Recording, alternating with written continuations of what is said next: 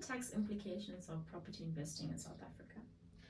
Wow. Wow. This is an amazing question. And here's why. There's something called capital gains tax. I believe, in Genevieve's opinion, aka Jenna's opinion, this is the most ho tax. I do not like it one bit. So capital gains tax is the government basically saying, look, you sold the property, however, a piece of the pie, right? Mm-hmm. So I find, in my personal experience, that that's one of the biggest taxes. And that capital gains tax generally comes when you've sold your property and there's a big profit coming your way.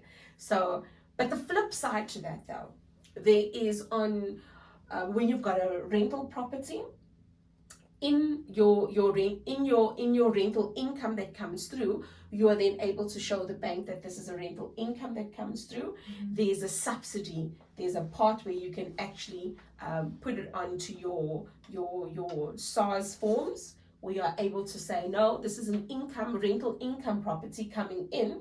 This is the income that comes from there. And SARS says, oh, okay, for being so kind, renting our property, we'll wink at you just a little bit. So it's another complicated one, but I'm wanting it to sound, rather wanting to convey the message in the most practical way. Mm.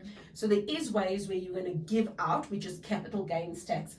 Please Google capital gains tax. There is going to be times when you buy a property over R1 million, right? And then you will find that there's a staggered approach on the taxes that you will pay on that particular property as well.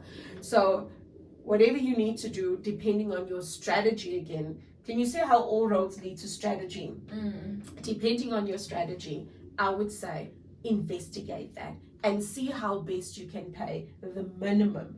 Because tax is like, what do they say? Tax and death or something. There's something as certain as whatever it is, but it's tax and death. But it's a saying that goes something like that too. So how can young people negotiate the best deal when buying property? I like that question because again, it goes back to education, understanding when you need to negotiate. Because the moment you're going to see a property, you're already negotiating. And this is what I had found when I really started looking at a lot of properties. I would get to a property, the real estate agent, and this is not focused on nailing real estate agents, but this is what I've found out there. The real estate agent has already looked at you head to toe, right? And then you've come there with what car? They've already seen the car outside. So already, I'm not saying look like you are out of house and home or homeless when you're going to view property, but I'm also saying don't put your Sunday best on either, because I had found that backfired in my negotiation. So that's why negotiation already starts when you walk through that door. So what I'd found is I would get there prim and proper because I'm just thinking, well, I'm being polite. At the time, I was driving a Tiguan. The little person jumps out of the Tiguan. The moment I start negotiating, then they're like, you're driving that car and you're negotiating. You should have already known the price before killing it. I'm thinking, you're awfully cheeky. You know, because that was in the back of my mind, like, you're awfully cheeky. Mm-hmm. So I already then learned, because my husband and I had the Tiguan, which is a family car, and the Polo, which is your everyday run-around car. And I kind of dressed down, had my flip-flops on if I needed to, or my tackies and shorts and t-shirt, whatever the case is. So I already showed a side of what I was wanting to present. And then I thought, okay, if I go in this way, I've already started negotiating. Mm-hmm. And then when I would go in, because I was looking for property investment opportunities for people with money. So I would go in there and I would really start talking about, I'm the feet to this business partnership. I'm not the finance. But what my business partner's like is that if I can do the groundwork. So I trust you don't mind me asking questions, and I'm going to take a couple of pictures and a video if I need to, because that's part of my research. So I would present myself that way. So already they would look at me like, okay, she's not making the decision. So I was kind of just like, okay, cool. Now that that switch is off, Ever so now and again, I would then say, sometimes we like the finer things in life. This caviar taste with the tin fish budget. Like, I would say silly things like that. And then you could see, like, the real estate agent would be. And I started navigating because part of me felt like if I go to a flea market, right? And these are beautiful earrings, what am I going to do? Oh, can't I have them for... We look at a flea market that way. But then you need to also look at when I'm going in to negotiate for property. Before I even saw those earrings to negotiate, I already went to the flea market thinking it's a place where I can navigate, right? So when you're going in to do your property, or whether you're going to invest for yourself or you're helping somebody else, always look at it as, what if I get a better deal? What would my best foot forward look like? And I already prepare for that. And that, for me, I find for young people and for older people as well, to negotiate, you put your best foot forward. Does that help? Yes, it does. Awesome stuff. How can you stay up to date with the trends and developments in property? You can be online, but the one thing that I enjoy about property investing is that when I go in with kind of a generic approach, and again, how did I get this? Education, right? So always refer back to education if all else fails. What I had found with my approach was, if I go into the older neighborhoods, and in the older neighborhoods, the houses are presumed or assumed that they were built bigger, they were built better, they were built stronger. That became my go-to. And so I never really looked in newer neighborhoods. So in terms of keeping up to date with trends and things like that, I just told myself, this is my strategy. Because there's always going to be somebody not looking after the property. Here's an example of one of my first deals I was freaked out with. I'd gotten to that property. Here are these two beautiful ladies that inherited a property from mum and dad. And this property is in shambles because they didn't know how to maintain it. They gotten tenants from hell. And the more tenants they got in there was still no maintenance done. So when I got in there, it was, my mum and dad bought this property. We really don't like it anymore. It is horribly looking, And then I'm like, okay. And because it was in an old neighborhood, I knew it was, in terms of the bond, it was much older than 10 years. And I started looking at the back end of the property has accumulated over time. They call it your capital appreciation. So the longer you've got your property, there's capital appreciation. Tick. So it's over 10 years, there's capital appreciation. It's inherited, so they want to get rid of it. So these people are motivated to sell. So I like people that are motivated to sell, because negotiation goes down to what is their pain point. If their pain point is, I'm just done with this, these tenants have driven me insane, wada. I'm going to come to the table and I'm going to put a fair deal down. Fair to me as a person that's going to buy it, right? But also fair to them because they inherited it. So some of the troubles they went through were not half as much as mum and dad.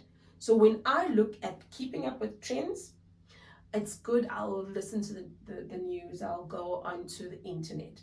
But my model doesn't have to do much with trends, because when something hits the market, and it's really a pandemic like we've gone through with COVID, it was then a generalization that many people are suffering right now.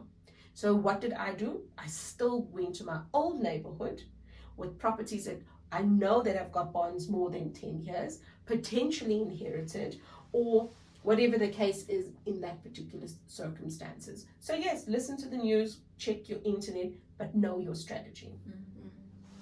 So what roles do mentors and coaches play in investment property? What I find as a mentor myself, I literally hold you through. I hold your hand. Physically, sometimes, because it's also not for the faint-hearted. Physically sometimes, but emotionally and with my experience, I hold your hand. I give you guidance. You'd often find some people will get into property and say, oh my God, I don't know what next to do. I know I found this property, now what?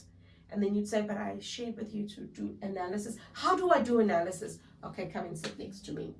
This is how we do analysis. This is the report that we take down. This is what we do. This is how we run numbers. So coaches are literally just like the coach on the football ground saying, yeah, you can do it. No, you know, when there's halftime or there's something that had happened on the field, they come and they say, let's re-strategize. Let's go in it from this way, or let's go in it from that. That's what a property coach is supposed to do.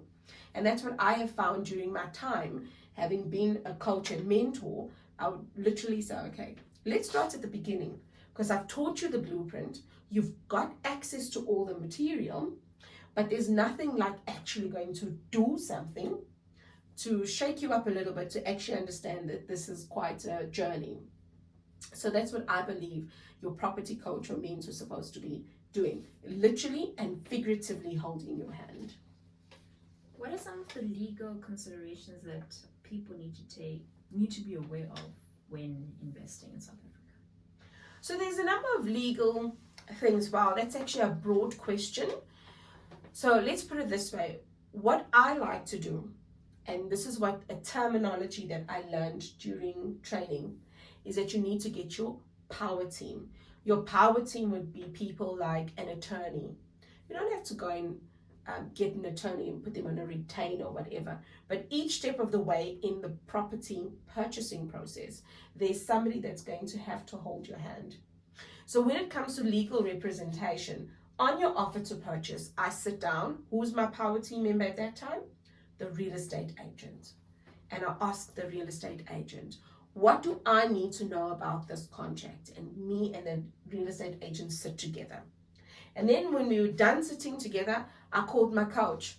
This is what I understood from the offer to purchase, because that is a legally binding document. So that's your first legal point already. Going in to purchase the property, you're signing this offer to purchase. Understand the offer to purchase, because the offer to purchase could make or break your deal. And some people have ended up paying 250,000 up to 300,000. I know people like that personally, because of what they've written on that particular document. They didn't follow through with it. They didn't get the property, but they still needed to pay the money. So already I would say, firstly, understand your offer to purchase. And when you're understanding your offer to purchase, have somebody like a real estate agent go through it. If you feel like this person is holding something back, find another real estate agent, do a little bit of that learning. Find a coach, a mentor that goes through that. Then go online. Because online, I was sharing with Hope the other day, she's my 8-year-old, I said, you will find any answer that you want online. You can ask Google, is it good to drink water? Google will say, yes, it's good to drink water. Google, is it bad to drink water? Yes, too much water will, So Google will always give you an answer that you're looking for. But if you literally start off with understanding who your power team member is at that part of the deal, like a real estate agent to an offer to purchase, especially the offer to purchase, always then embark on that journey to understand more. So what are some alternative investment options for young people who may not be ready to be investing in property, like houses and stuff?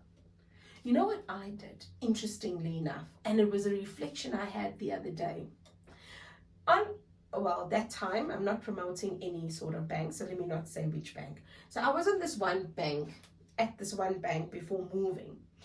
They had these other almost like easy equity kind of vibes, but on their app.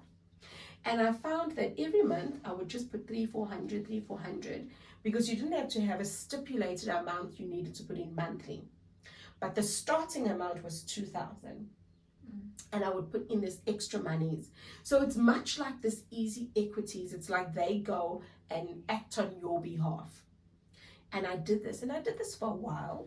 And then again, you don't need to commit each month to have put money into that particular product that I'd found. So I left it. And when something floored me in life and I needed money, and I'm like, but I swear I was saving. You know, when you actually just think to yourself, I've been saving, and I'm trying to pinpoint, I know I've been saving, but because emotionally I'm so charged up, I'm not even thinking straight. And I logged into my app and I'm like, that's where I was saving. And then what felt like all of a sudden, I had 13,500 I had not had the morning. Well, I had it the morning. I just didn't know I had it. So I find, look for low-hanging fruits, understand the smaller products. And I know that there's easy equities. There's quite a rave about easy equities, because at some stage when I was looking at what are the alternatives that I can get my 15-year-old involved into, I went into YouTube and my God, easy equities came through loud. I was like, oh, okay. So I would say look for small products like that on how to best start investing. But also understand, if there's a monthly commitment, do you have a monthly income to actually put in there? How can you assess how much profit you could possibly make off a rental property? That goes back to earlier when I was talking about doing your market research and running numbers. We have something called a deal calculator, and in very high level, it is, if this property is 500,000, right? It's a little bit run down, and maybe it needs some paint and a little bit of work, and the neighbor, you look at the same property, all done up, the neighbor's property is 800,000. So you know that there's a potential 300,000 you could make in this property, right?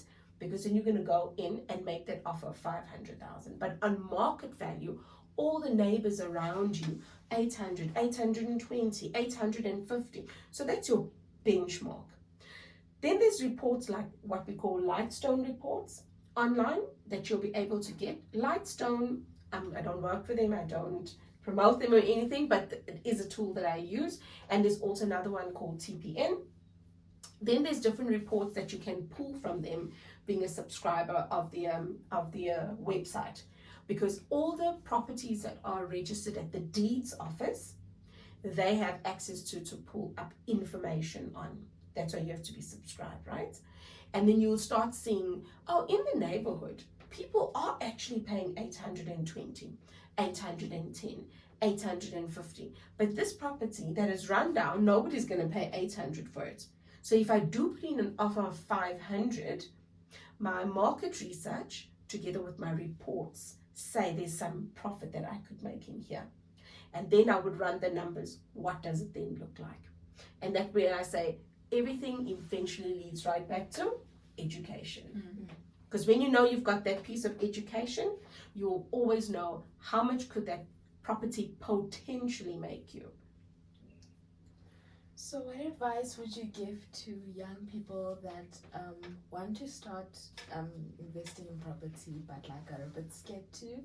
And like, would you say they need a mentor or yeah? I would say let them seek education, right? It's always going to go back to education.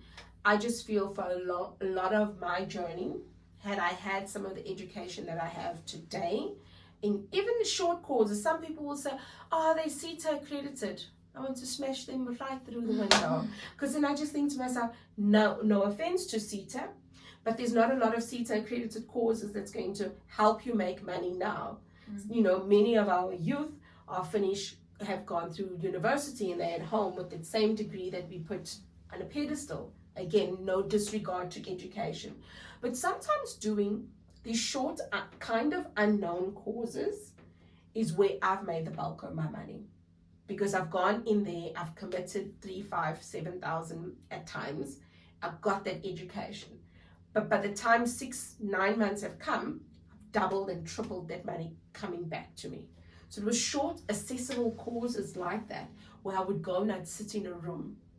The one thing though, the flip side of it, depending on which place you get into, some people do put a lot of emphasis on mentors and coaches, a lot, like to a point of nauseum, so much. What I prefer is that if I share the education, I give you that option, but give me a pay-as-you-go option if I'm now truly needing a coach, because we've spent in excess of over 100,000 on our mentorship and coaching. And when I look back, was it helpful? Yes. Was it good in all of that? Yes. But 100,000, really? Like some days I'm like, really? Really? So just also be careful of institutes like that. It's not a bad thing. It's just they're also running a business and they're wanting to promote because they know that that particular model will bring you in money. So everything I would say when it comes to property investing leads back to education. How can you build a diversified investment portfolio? It depends on what your need is. So earlier in our conversation, we were talking about, for me as a young person, what do I want to do? How do I make the most money? It all goes back. So what is your strategy? And we could start off with, for example, we started off with a 2-bed, 1-bath. And then one day my husband comes home and says, hey, babe, the same energy it takes for this 2-bed, 1-bath, I'm going to go and look for a house. Oh, okay. Do you, boo? He goes and he looks for a house. He found an investor. They sold the deal. I'm like, yay! And then 6 months later, he comes back. He says, actually, I know I've made money in the 2-bed, 1-bath. I know I've made money in the house. I'm going for blocks of flats now. I rolled my eyes. I was thinking, this guy has lost the plot. And true Bob, he goes and he finds a block of flats and he found the investor. But the beauty of that was he started with 2-bed, 1-bath. We bought our residence in between. He's bought properties before outside of investing. And then he went into the house. And then he went into the blocks of land. So the amount of lessons that was laced right through, then by the time he got to the block of flats and he journeyed that journey with the investors, it was the most amazing thing because he ended up winning Investor of the Year in the big leagues because his journey was evident. His journey was seen by people that we would network with. So I would say, if you want to diversify, start off small to see if you've first got an appetite for it. Because if you don't have an appetite for it, and after the first tenant drives you insane, what are you going to do? You'd want to sell up and say, I'm going to call it a day. But diversification, I always believe, before you diversify, first find what works for you. Make it pay you long enough to have accumulated money from there, and that money should then help you reinvest into the next level, and so it goes. Okay. So you mentioned that you're a mentor or a coach. Is there any way where people can learn more about your lessons on property investment and everything, or where can people find you? I would say YouTube. Why? Because I need you to first know me for free.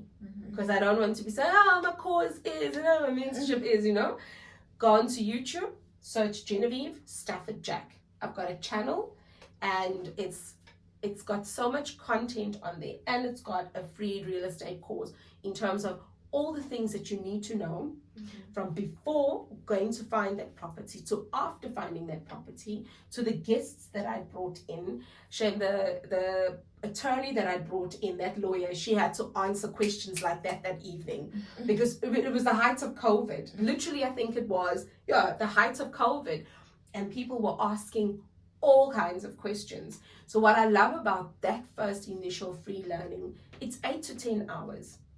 I charge nothing for it because my way of giving back during COVID was, can we all learn together? We're all learning Zoom, we're doing the things, we're Zooming together, so we might as well learn, on a topic, right? So I would say, first go on there. First see the person that you are wanting to teach you, that you are wanting to actually pay money to, ticks your boxes. I go into great detail. Some people like, oh God, the detail, and then there's others like, yeah, I want the detail. So who are you, and what is the type of person you looking for? Because when you now know who you are and the type of person you're looking for, and you can really listen to them for free for an extended period of time, and people are walking away with tangible, executable stuff, because I gave homework every evening. I am not a coach that doesn't give homework. You will walk into me in my space, 30 minutes time, you're going to leave, you're going to get homework. It's a basis of what did you learn during our time together, right? So YouTube is the first port of call. And then if you think, oh, this ticks my boxes, you look into the description. Everything and anywhere else you need to know about me is in any of those descriptions. Okay. So we would like to thank you, Jen, for joining us on our podcast and educating our viewers about property investments and what we should look out for and what we should do and what we shouldn't do. So thank you for joining us on the Becoming with Wawa and Ona podcast with our special guest, Jen. We will be back next week with another inspiring interview. Until then, keep working hard on becoming your future self and keep up with us by following us on Instagram at Becomingwwo. Don't forget to like, subscribe, and comment any ideas you would like to see on the show. But as for now, it's a bye from us. Bye. Bye.